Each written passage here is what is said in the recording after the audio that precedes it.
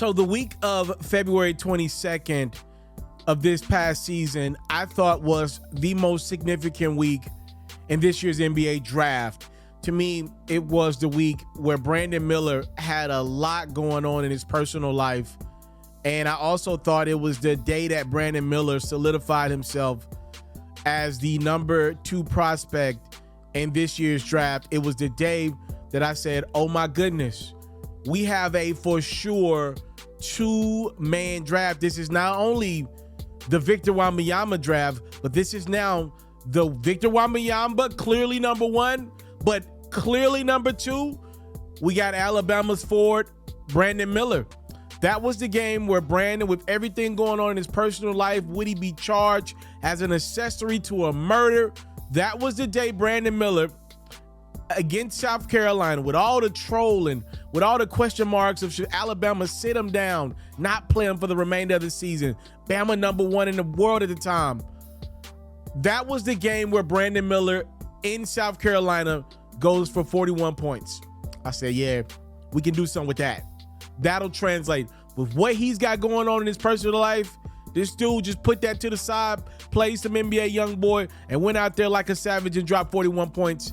And the way he did it with cold-blooded shots, not afraid of the moment. Say, yeah, Victor's number 1, but Brandon's clearly number 2. And that had been my thought process throughout, no matter who got the number 2 pick. I always thought either the team was going to draft Brandon at 2 or trade out and allow another team to pull up the number 2 and take Brandon Miller. I never thought Scoot Henderson had a chance at number 2 when I saw how good Brandon was in his one season at Alabama. And now he is the number 2 overall pick as the Charlotte Hornets make a selection that they got to live with for good or for bad for years to come. They take Brandon Miller and pair him up with LaMelo Ball, which on the surface, if these two dudes can figure it out and find some chemistry, they should be a dynamic duo for years to come. Now, obviously, there's the question in the room, will LaMelo remain in Charlotte for a long, long time? Michael Jordan leaving out his owner? I don't know the answer to that question, but here's what I know. Brandon Miller can put the ball in the basket. When I look at him, I think 2 guys, and they ironically were teammates. I think Danny Granger and Paul George both played together in Indiana as Pacers. That's what I see in Brandon.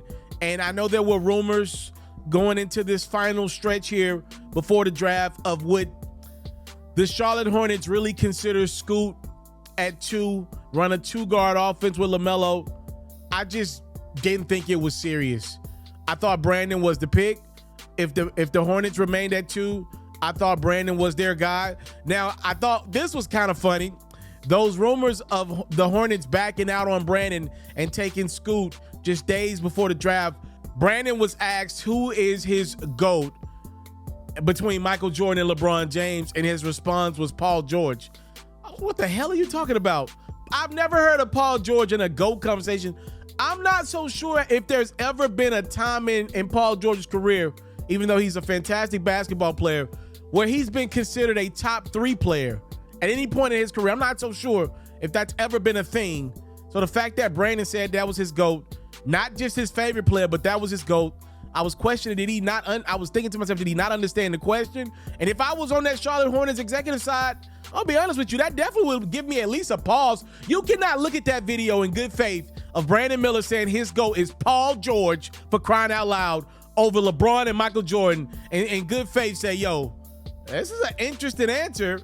Not his favorite player, but the GOAT is Paul George. I get it that he likes him. He might revere him. Paul George got a deep bag. A lot of hoopers tell me that Paul George got the deepest bag in the NBA. Look, he's got a phenomenal game, but to call him your GOAT, you for damn sure if I'm Charlotte, I'm looking at around like, yo, what are we signing up for? I thought that was hilarious that news came out right before the draft, that the Hornets were thinking about taking Scoot. That was Shams Charania reporting that. But at the end of the day, Charlotte made the pick that I would make. They go get Brandon Miller. And look, the reality is, if he has some issues off the court, I mean, it's a failure for an organization that struggled to draft good players at the top of the draft. You know, they have struggled to find picks that make sense. There have been all-stars all over the place drafted after Charlotte. They can't afford to get another one wrong because they got to think about guys like LaMelo. They might lose Miles Bridges this offseason with his legal stuff. They can't afford any more negativity around that franchise, a franchise that's about to lose Michael Jordan as their owner. So I'm looking at Brandon Miller as a gotta be great pick for the Hornets. I'm happy for them. Obviously, LaMelo's not a guy that's going to throw down 4 or 5 dunks a game. Brandon Miller's not the highest of explosive players, but he for damn sure can get to the rim, and he's going to dunk on some people, can shoot the rock. He's an exciting player for a fan base that can use some excitement. LaMelo might start this year, not available. They got somebody that's going to bring some excitement. It's the South. Look, let's call a spade a spade. We carry down South. Some of the things that Brandon Miller has been associated with, I'm not justifying. I'm not saying he was right or wrong. What he did, what he didn't do, in association to the crime that his former teammate most likely committed. All I'm saying is the South is a lot more lenient with stuff than other regions would have been. So again, congratulations, young man. Brandon Miller goes number 2 to the Charlotte Hornets. Sensational talent.